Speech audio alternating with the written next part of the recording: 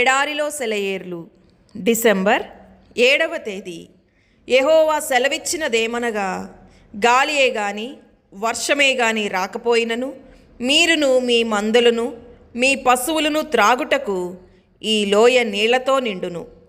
ఇది యెహోవా దృష్టికి అల్పమే. ఆయన మోయాబీలను మీ చేతికి అప్పగించును.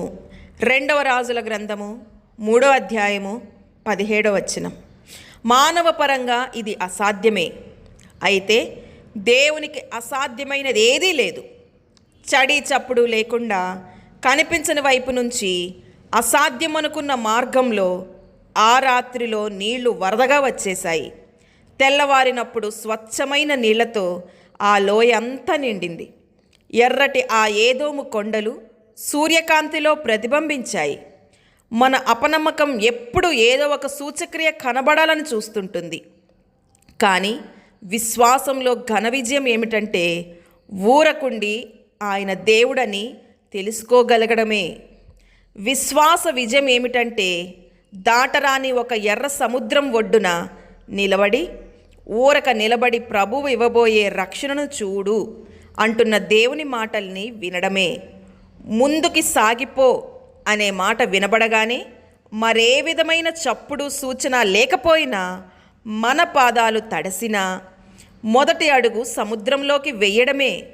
నడిచిపోతూ ఉంటే సముద్రం రెండుగా చీలి అగాధ జలాల్లో గుండా దారి ఏర్పడుతుంది. మీరింతకుముందు ఏదైనా దైవ సంబంధమైన మహత్కార్యాన్నో స్వస్థతనో కన్నులార చూసి ఉన్నట్టయితే మిమ్మల్ని నిజంగా ఆశ్చర్యపరిచినది ఆ నిశ్శబ్దమే. ఏ హడావుడి లేకుండా మౌనంగా మామూలుగా ఆ వింత జరిగిపోయిన తీరేనని నిస్సందేహంగా చెప్పగలను.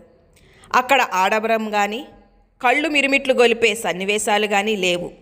మన సర్వశక్తుడైన దేవుని సన్నిధిలో శూన్యమైపోయిన హృదయంతో నిలబడి ఇదంతా చేయడం ఆయనకి ఎంత తేలికైన పనో, ఎవరి సహాయము లేకుండా ఎంత సునాయాసంగా చేయగలిగాడో తలుచుకున్నాము.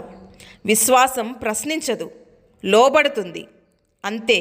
సైనికులంతా కలిసి గుంటలు త్రవ్వారు. నీటిని మాత్రం పైకి తెచ్చేది మానవాతీతమైన శక్తే. ఇది విశ్వాసాన్ని పురిగొల్పే పాఠం. ఆత్మీయమైన ఆశీర్వాదం కోసం వెతుకులాడుతున్నావా? గుంటలు త్రవ్వండి, దేవుడు వాటిని నింపుతాడు.